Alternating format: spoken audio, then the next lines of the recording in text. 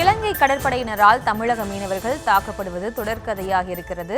சுதந்திரமாக மீன்பிடிப்பது எப்போது என்று இபிஎஸ் கேள்வி எழுப்பியிருக்கிறார். தமிழக மீனவர்கள் ஆழ்கடலில் சுதந்திரமாக மீன்பிடிக்கக்கூடிய சூழ்நிலை எப்போது உருவாகும் என்று இபிஎஸ் கேள்வி எழுப்பியிருக்கிறார். அந்த அண்மை செய்தியை பார்த்து வருகிறோம். சட்டவிரோதமாக தமிழக மீனவர்களை கைது செய்து சிறையில் அடைத்திருக்கிறார்கள். தமிழக மீனவர்கள் ஆழ்கடலில் சுதந்திரமாக மீன்பிடிப்பது எப்போது என்று இபிஎஸ் கேள்வி எழுப்பியிருக்கிறார். விவரங்களோடு இணைகிறார் இந்த செய்தியாளர் ராஜேஷ். ராஜேஷ், வணக்கம். மேலும் அவர் வணக்கம். எதிர்க்கட்சித் தலைவர் எடப்பாடி பழனிசாமி அறிக்கை ஒன்றை வெளியிட்டிருக்கிறார். அதில் தமிழக மீனவர்கள் மீன்பிடிக்க செல்லும் போது இலங்கை கடற்படையினரால் நடுக்கடலில் தாக்கப்படுவதும் கைது செய்யப்படுவதும் தொடர்கதையாகி இருப்பதாக அவர் குறிப்பிட்டிருக்கிறார்.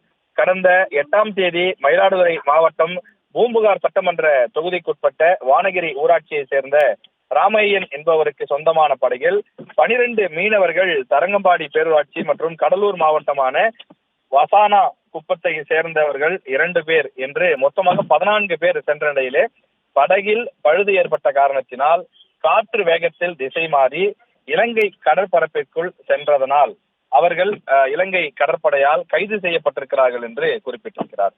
நமது மீனவர்கள் படகில் பழுது ஏற்பட்டுள்ள காரணத்தினால் திசை மாறி எங்கோ வந்துவிட்டோம், எங்களுக்கு உதவுங்கள் என்று கோரியதை இலங்கை கடற்படையினர் மனிதாபிமானமற்ற முறையில் ஒதுக்கி தள்ளி சட்டவிரோதமாக தமிழக மீனவர்களை கைது செய்து சிறையில் அடைத்திருக்கிறார்கள் என்று அவர் குறிப்பிட்டிருக்கிறார். தொடர்ந்து தமிழக மீனவர்கள் ஆழ்கடலில் சுதந்திரமாக மீன்பிடிக்கக்கூடிய சூழ்நிலை எப்போது வரும் எனவும் இபிஎஸ் கேள்வி எழுப்பியிருக்கின்றார். தங்களின் உயிருக்கும் உடைமைகளுக்கும் பாதுகாப்பில்லாத சூழ்நிலையில் அவர்களுக்கு மீன்பிடி தொழிலை மேற்கொண்டு வருவது இனியும் யாராலும் தொடர்ந்து ஏற்க முடியாத ஒரு சம்பவமாக நடைபெற்று வருகிறது என்று குறிப்பிட்டிருக்கிறார். மேலும் இலங்கை அரசால் கைது செய்யப்பட்டு சிறையில் அடைக்கப்பட்டிருக்கக்கூடிய அனைத்து தமிழக மீனவர்கள் குடும்பங்களையும் மீட்பதற்கும் அவர்களது குடும்பங்களுக்கு தேவையான உதவிகளை வழங்கவும் திமுக அரசை வலியுறுத்தி கேட்டுக்கொள்வதாக இபிஎஸ் குறிப்பிட்டிருக்கிறார்.